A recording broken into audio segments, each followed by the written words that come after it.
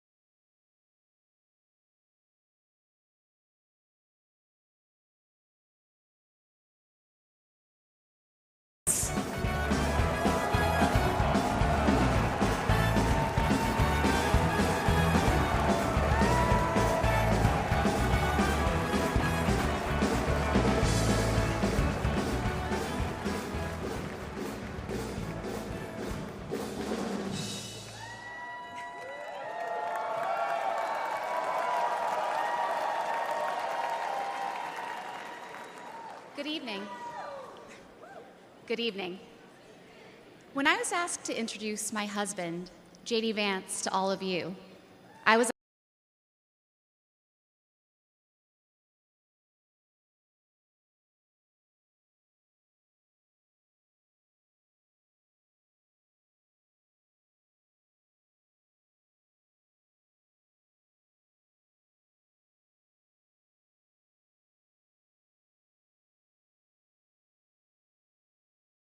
United States Senator.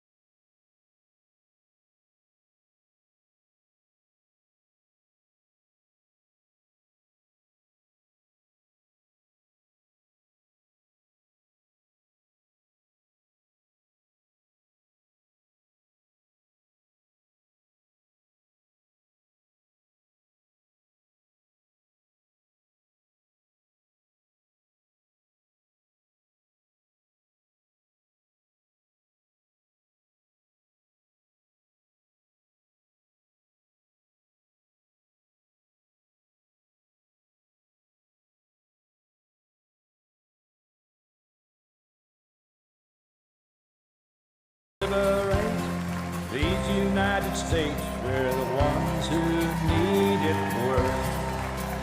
Let the rest of the world help us for change, and let's rebuild America first. Thank you. Our highways and bridges are falling apart. Who's blessed and who has been cursed? There's things to be done all over the world, but let's rebuild America first. Thank you. Thank you. Please. Wow. Wow.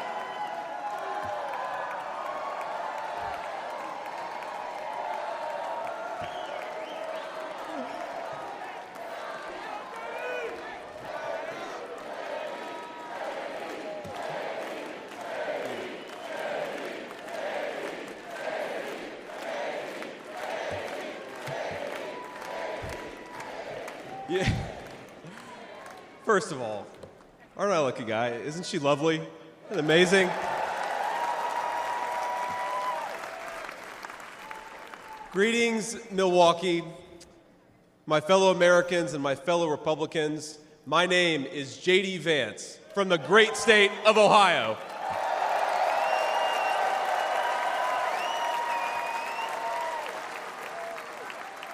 Tonight,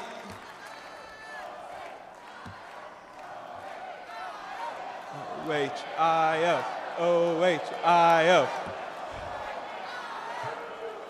You guys, we're gonna chill with the Ohio love. We gotta win Michigan too here, so.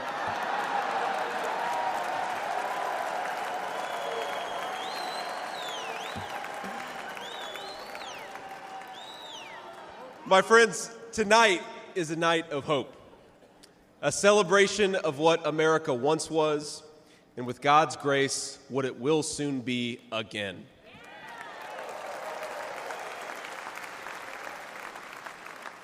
And it is a reminder of the sacred duty we have to preserve the American experiment, to choose a new path for our children and grandchildren. But as we meet tonight, we cannot forget that this evening could have been so much different. Instead of a day of celebration, this could have been a day of heartache and mourning. For the last 8 years, President Trump has given everything he has to fight for the people of our country.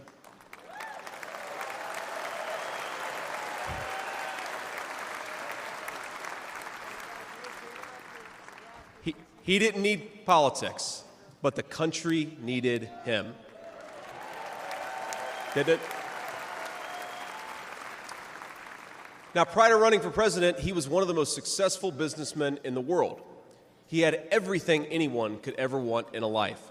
And yet, instead of choosing the easy path, he chose to endure abuse, slander, and persecution. And he did it because he loves this country.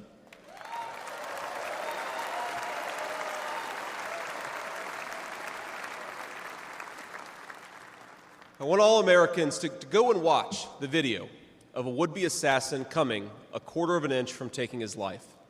Consider the lies they told you about Donald Trump, and then look at that photo of him, defiant, fist in the air, when Donald Trump rose to his feet in that Pennsylvania field. All of America stood with him.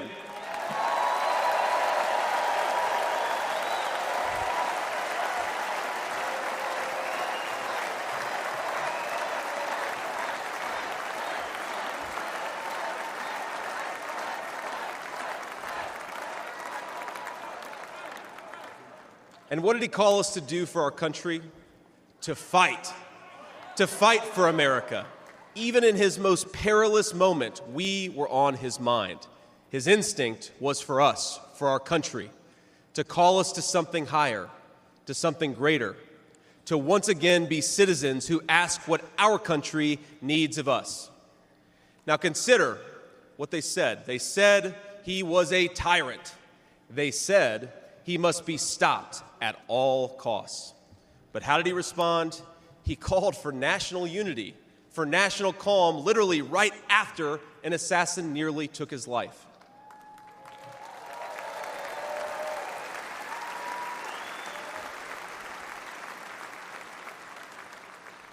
He remembered the victims of the terrible attack, especially the brave Corey Compertori, who gave his life to protect his family. God bless him. And then President Trump flew to Milwaukee and got back to work.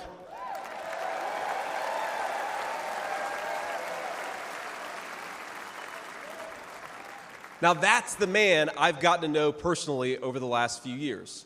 He is tough, and he is, but he cares about people. He can stand defiant against an assassin one moment and call for national healing the next. He is a beloved father and grandfather, and of course, a once-in-a-generation business leader. He's the man who is feared by America's adversaries, but 2 nights ago, and I'll share a moment, said goodnight to his 2 boys, told them he loved them, and made sure to give each of them a kiss on the cheek. And I will say, Don and Eric squirmed the same way my 4-year-old does when his daddy tries to give him a kiss on the cheek. Sorry, guys. He is all those things, but tonight we celebrate he is our once and future President of the United States of America.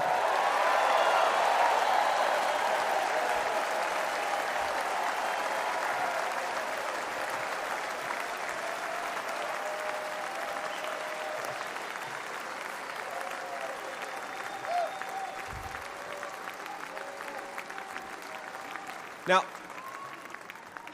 I want to respond to his call for unity myself. We have a big tent in this party on everything from national security to economic policy. But my message to you, my fellow Republicans, is we love this country and we are united to win.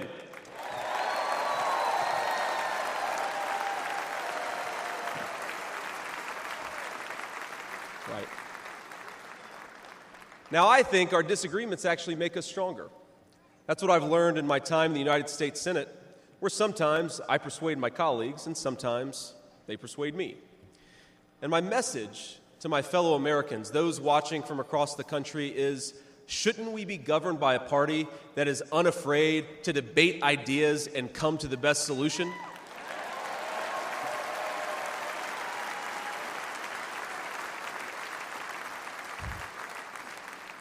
That's the Republican Party of the next 4 years, united in our love for this country and committed to free speech and the open exchange of ideas.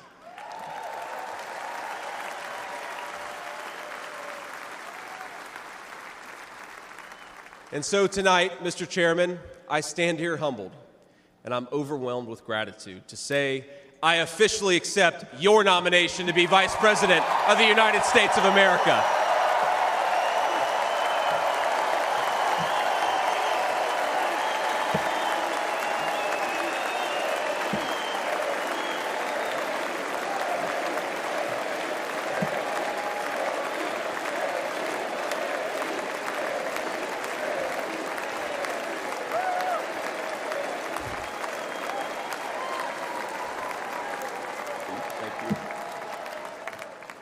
Now, never in my wildest imagination could I have believed that I'd be standing here tonight. I grew up in Middletown, Ohio. A small town where people spoke their minds, built with their hands, and loved their God, their family, their community, and their country with their whole hearts. But it was also a place that had been cast aside and forgotten by America's ruling class in Washington. When I was in the 4th grade, a career politician by the name of Joe Biden supported NAFTA, a bad trade deal that sent countless good jobs to Mexico. When I was a sophomore in high school, that same career politician named Joe Biden gave China a sweetheart trade deal that destroyed even more good American middle-class manufacturing jobs. When I was a senior in high school, that same Joe Biden supported the disastrous invasion of Iraq, and at each step of the way, in small towns like mine in Ohio or next door in Pennsylvania or Michigan, in states all across our country, jobs were sent overseas and our children were sent to war. And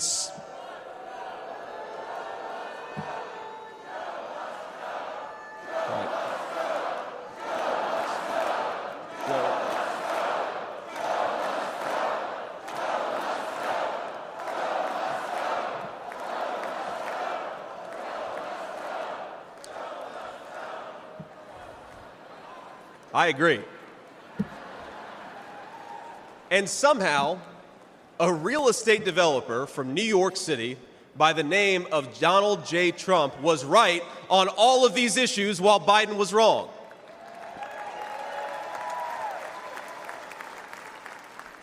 President Trump knew even then that we needed leaders who would put America first.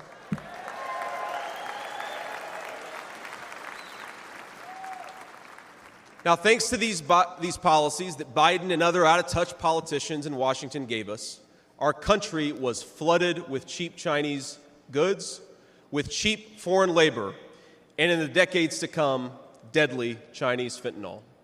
Joe Biden screwed up, and my community paid the price. Now, I was lucky. Despite the closing factories and the growing addiction in towns like mine, in my life, I had a guardian angel by my side. She was an old woman who could barely walk, but she was tough as nails. I called her Mamaw, the name we hillbillies gave to our grandmothers.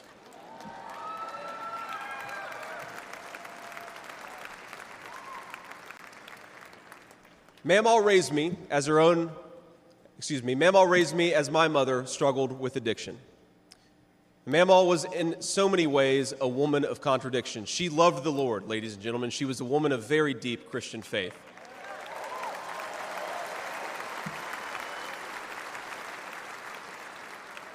But she also loved the F word. I'm not kidding. She could make a sailor blush. Now, she once told me, when she found out that I was spending too much time with a local kid who was known for dealing drugs, that if I ever hung out with that kid again, she would run him over with her car.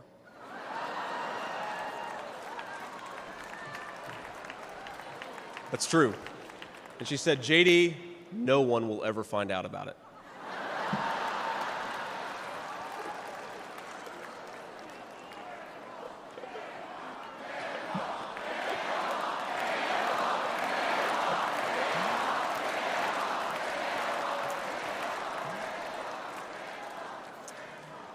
Now, thanks to that Mamaw, things worked out for me. After 9/11, I did what thousands of other young men my age did in that time of soaring patriotism and love of country.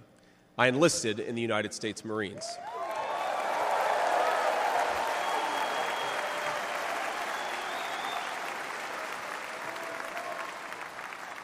Semper Fi to my fellow Marines.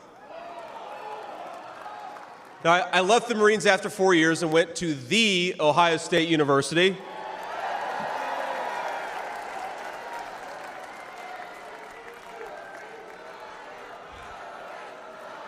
I'm sorry, Michigan. I had to get that in there.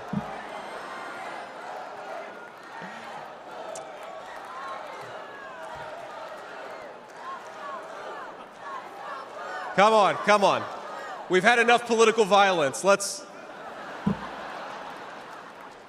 Now, after Ohio State, I went to Yale Law School, where I met my beautiful wife.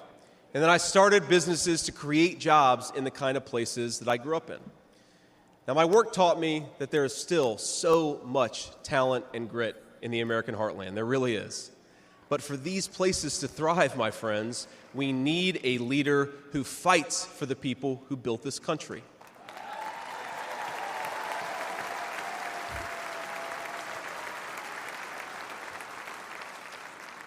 We need a leader who's not in the pocket of big business, but answers to the working man, union and non-union alike.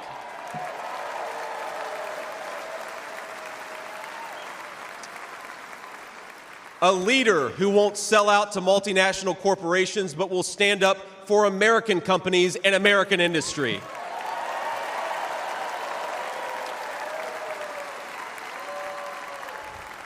A leader who rejects Joe Biden and Kamala Harris's Green New scam and fights to bring back our great American factories. We need President Donald J. Trump.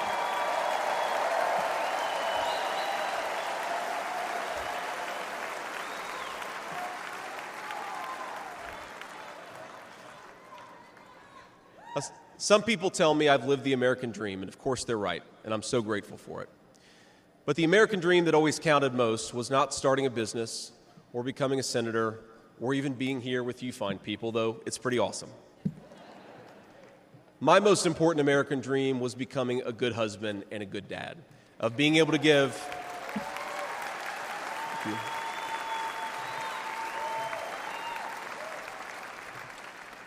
I wanted to give my kids the things that I didn't have when I was growing up, and that's the accomplishment that I'm proudest of.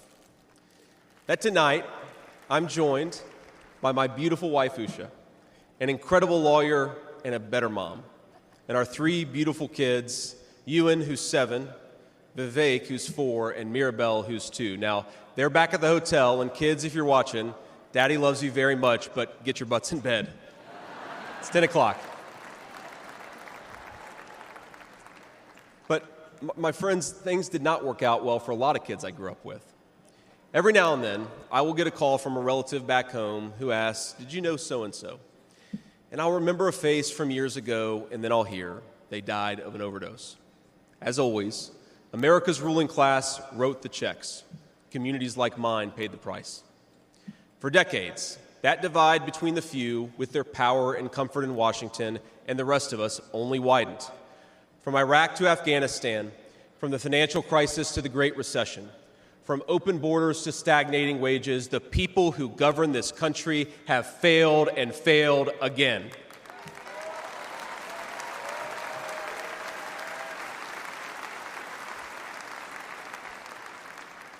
That is, of course, until a guy named Donald J. Trump came along.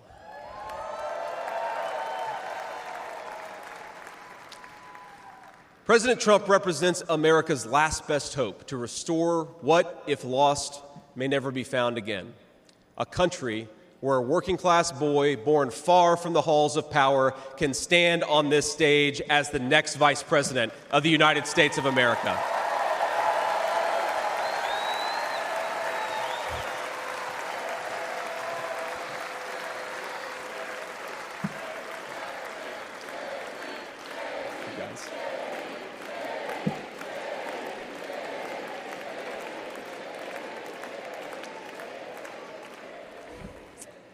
But my fellow Americans here in this stage and watching at home, this moment is not about me. It's about all of us, and it's about who we're fighting for.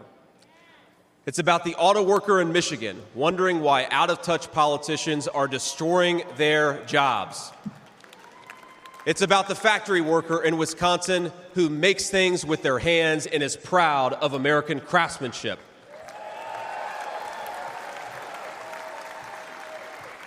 It's about the energy worker in Pennsylvania and Ohio who doesn't understand why Joe Biden is willing to buy energy from tin-pot dictators across the world when he could buy it from his own citizens right here in our own country.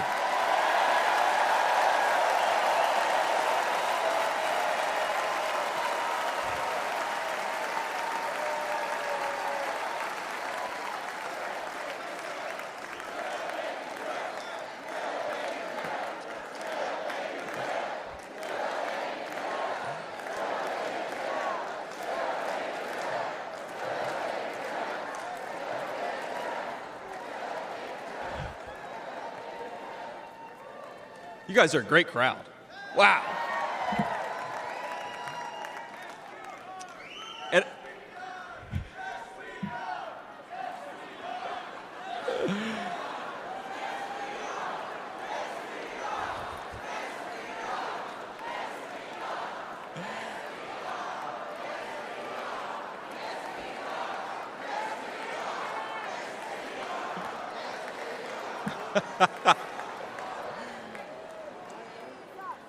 And it's about, our movement is about single moms like mine who struggled with money and addiction but never gave up. And I'm proud to say that tonight my mom is here, 10 years clean and sober. I love you, Mom.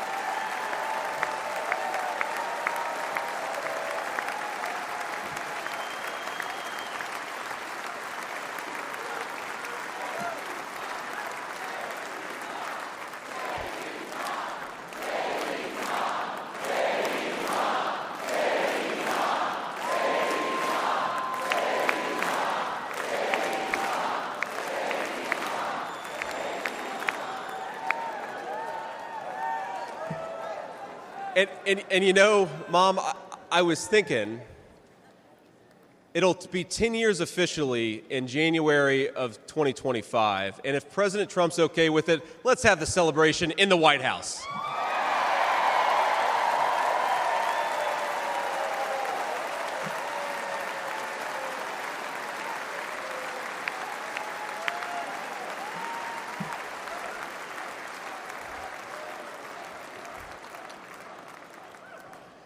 And our movement, ladies and gentlemen, it's about grandparents all across this country who are living on Social Security and raising grandchildren they didn't expect to raise.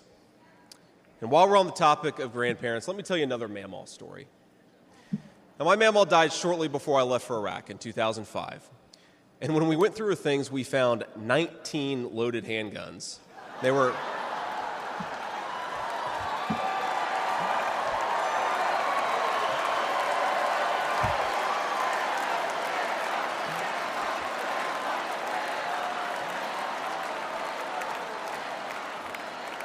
Now, the thing is, they were stashed all over her house, under her bed, in her closet, in the silverware drawer. And we wondered what was going on, and it occurred to us that towards the end of her life, Mamaw couldn't get around so well. And so this frail old woman made sure that no matter where she was within arm's length of whatever she needed to protect her family. That's who we fight for. That's American spirit.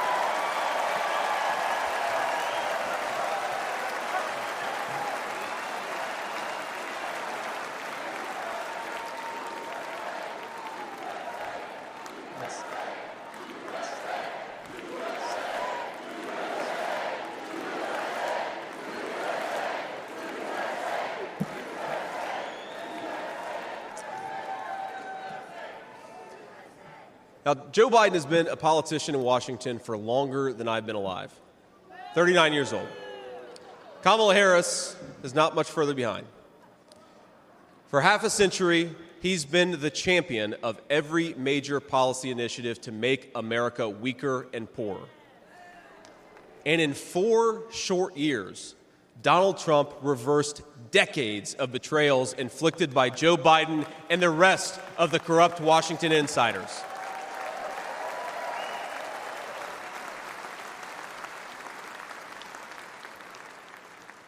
He created the greatest economy in history for workers. Really was amazing. There's this chart that shows worker wages, and they stagnated for pretty much my entire life until President Donald J. Trump came along. Workers' wages went through the roof.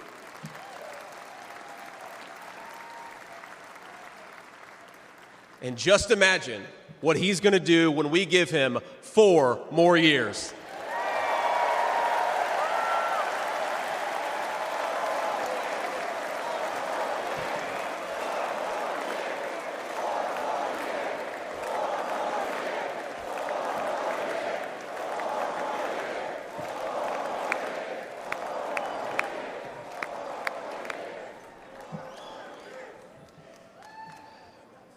Months ago, I heard some young family member observe that their parents' generation, the baby boomers, could afford to buy a home when they first entered the workforce.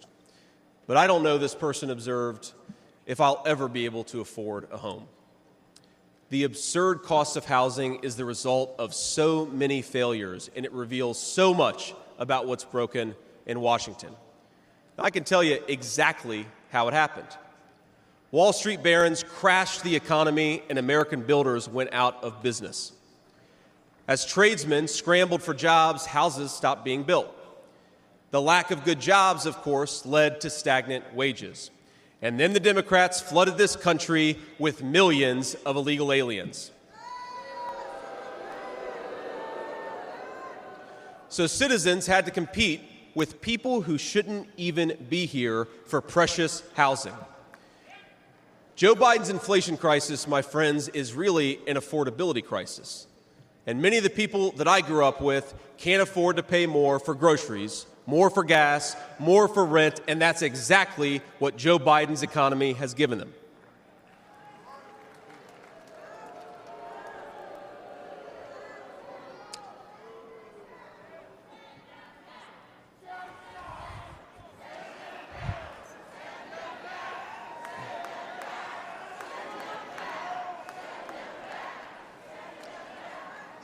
So prices soared, dreams were shattered, and China and the cartels sent fentanyl across the border, adding addiction to the heartache. But ladies and gentlemen, that is not the end of our story. We've heard about villains and their victims. I've talked a lot about that, but let me tell you about the future. President Trump's vision is so simple and yet so powerful. We're done, ladies and gentlemen, catering to Wall Street. We'll commit to the working man.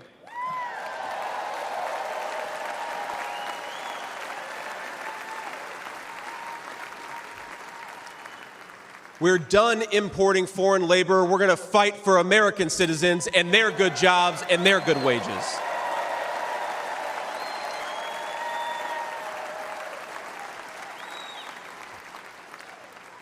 We're done buying energy from countries that hate us. We're going to get it right here from American workers in Pennsylvania and Ohio and across the country.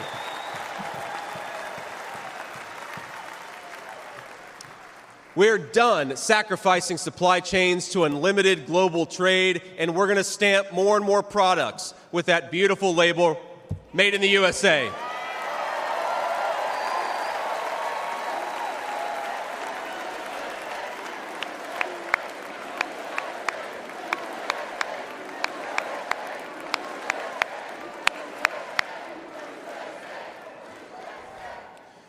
We're going to build factories again, put people to work making real products for American families made with the hands of American workers. Together, we will protect the wages of American workers and stop the Chinese Communist Party from building their middle class on the backs of American citizens.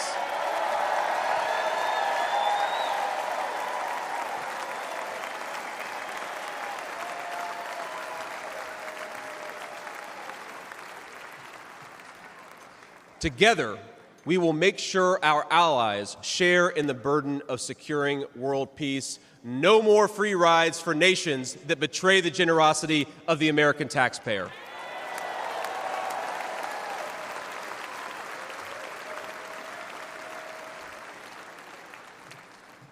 Together, we will send our kids to war only when we must. But as President Trump showed with the elimination of ISIS and so much more, when we punch, we're going to punch hard.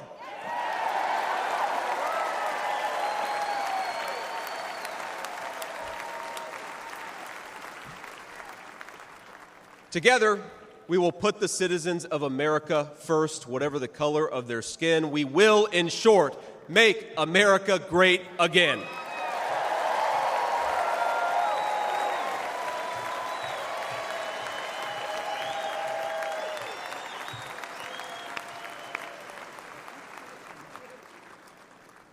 You know, one of the things that you hear people say sometimes is that America is an idea. And to be clear, America was indeed founded on brilliant ideas like the rule of law and religious liberty, things written into the fabric of our Constitution and our nation. But America is not just an idea. It is a group of people with a shared history and a common future. It is, in short, a nation. Now, it is part of that tradition, of course, that we welcome newcomers. But when we allow newcomers into our American family, we allow them on our terms.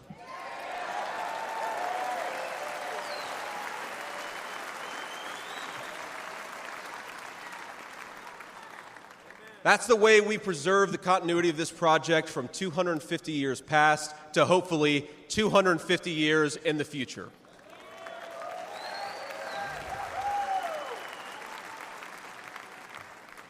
And let me illustrate this with a story, if I may. I'm, of course, married to the daughter of South Asian immigrants to this country. Incredible people. People who genuinely have enriched this country in so many ways. And, of course, I'm biased because I love my wife and her family, but it's true. Now, when I proposed to my wife, we were in law school, and I said, honey, I come with $120,000 worth of law school debt and a cemetery plot on a mountainside in eastern Kentucky.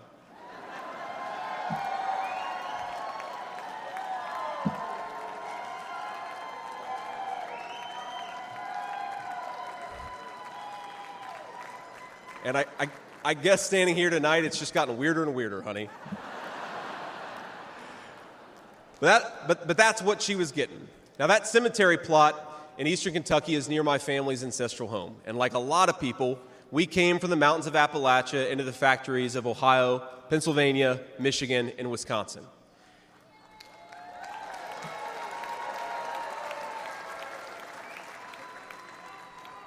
Now, that's Kentucky coal country, one of the 10...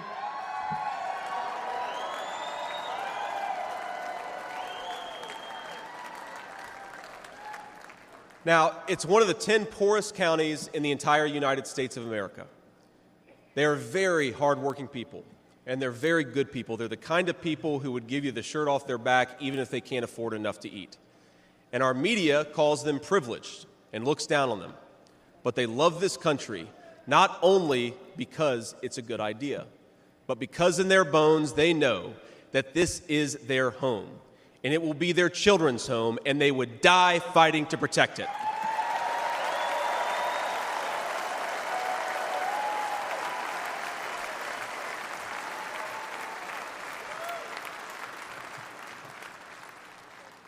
That is the source of America's greatness. As a United States Senator, I get to represent millions of people in the great state of Ohio with similar stories, and it is the great honor of my life. Now, in that cemetery, there are people who were born around the time of the Civil War. And if, as I hope, my wife and I are eventually laid to rest there, and our kids follow us, there will be 7 generations just in that small mountain cemetery plot in eastern Kentucky.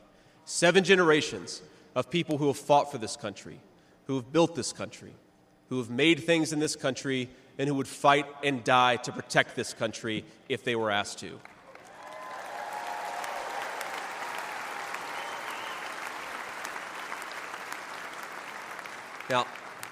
Now that's not just an idea, my friends. That's not just a set of principles. Even though the ideas and the principles are great, that is a homeland. That is our homeland.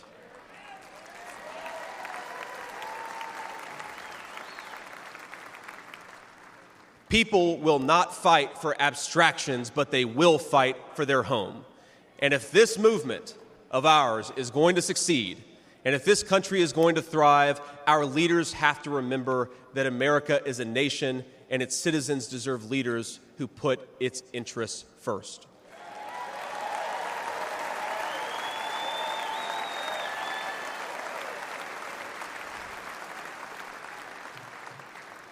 Now, we won't agree on every issue, of course, not even in this room. We may disagree from time to time about how best to reinvigorate American industry and renew American family. That's fine. In fact, it's more than fine. It's good. But never forget that the reason why this united Republican Party exists, why we do this, why we care about those great ideas and that great history, is that we want this nation to thrive for centuries to come.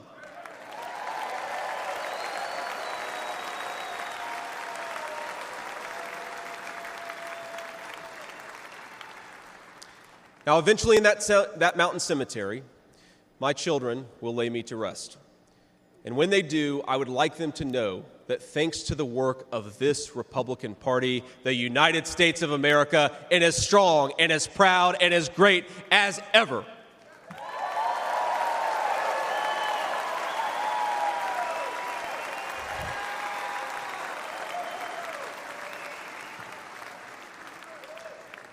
That is who we serve, my friends. That is who we fight for. And the only thing that we need to do right now, the most important thing that we can do for those people, for that American nation that we all love, is to re-elect Donald J. Trump, President of the United States.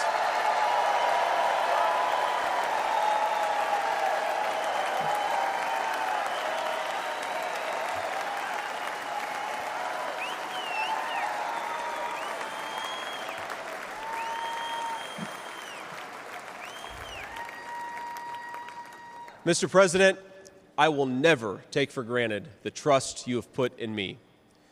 And what an honor it is to help achieve the extraordinary vision that you have for this country. Now, I pledge to every American, no matter your party, I will give you everything I have to serve you and to make this country a place where every dream you have for yourself, your family, and your country will be possible once again.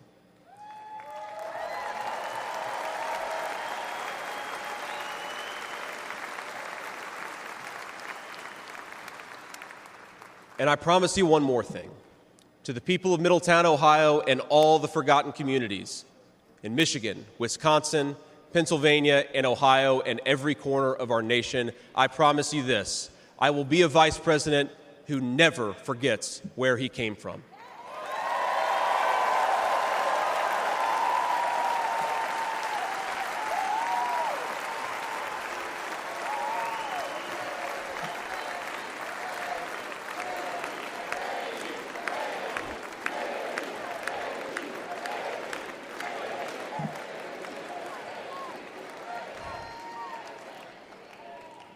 And every single day for the next 4 years, when I walk into that White House to help President Trump, I will be doing it for you, for your family, for your future, and for this great country. Thank you. God bless all of you, and God bless our great country.